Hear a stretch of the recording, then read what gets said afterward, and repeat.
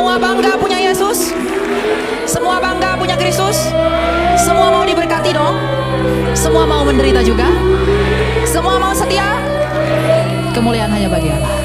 Dalam kitab Keluaran 4 ayatnya ke-22 sampai yang ke-23, Allah berbicara kepada Musa tentang Israel. Kemudian kata Tuhan kepada Musa, "Katakanlah kepada Firaun, beginilah firman Tuhan, Israel adalah anakku, anak sulungku.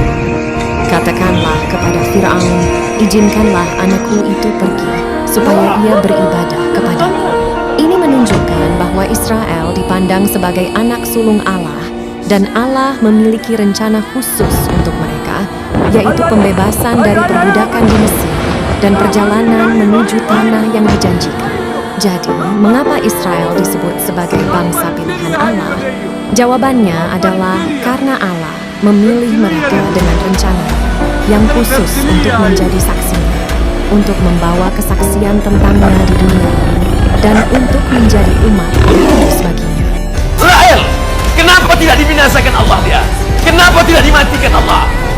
Menangis Syekh Abdul Karim Al-Maqdisi menceritakan kepada Syekh Abdul Sattar.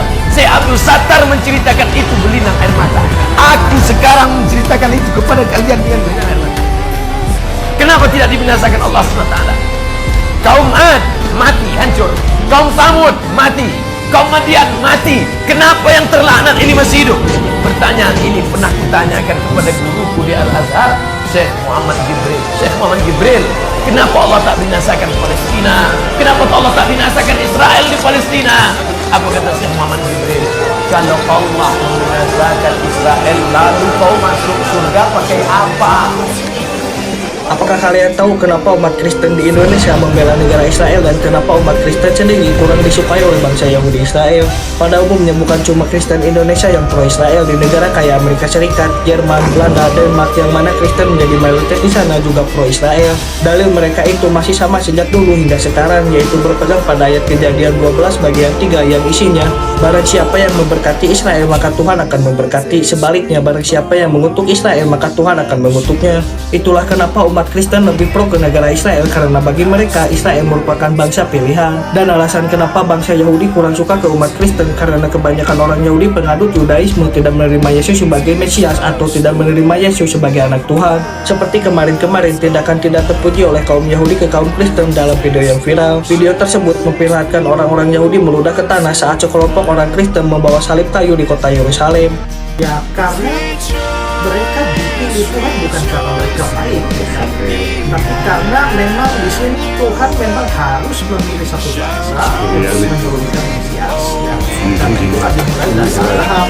Abraham kan dipilih Tuhan, dipanggil Tuhan untuk keluar meninggalkan daerahnya, lalu dia menjadi bapa segala orang beriman.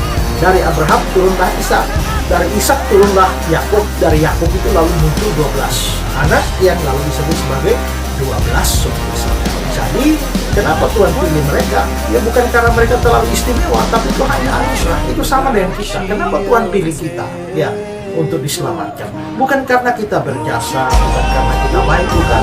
Sama seperti Israel, kita juga banyak dosa, banyak pelanggaran dan seharusnya tidak layak dipilih. Tapi kalau semua kita dipilih, itu hanya karena kasih. Jadi, mengapa Tuhan pilih Israel? Ya, karena anugerah saja Tuhan pilih dia. Tuhan pilih Israel untuk apa? Untuk menurunkan juru selamat untuk dunia ini, yaitu Yesus Kristus, karena Yesus nanti datang melalui salah satu suku Israel, yaitu suku Yehuda.